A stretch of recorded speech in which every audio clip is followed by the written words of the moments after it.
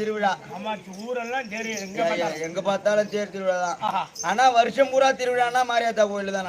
வெள்ளிக்கிழமை செவ்வாய்க்கிழமை நான் நினைக்கிற இடத்துல போய் கும்பிட்டுக்கிறோம் இல்லையா? ஆமா. ஆடி மாத திருவிழாக்கள் பாருங்க,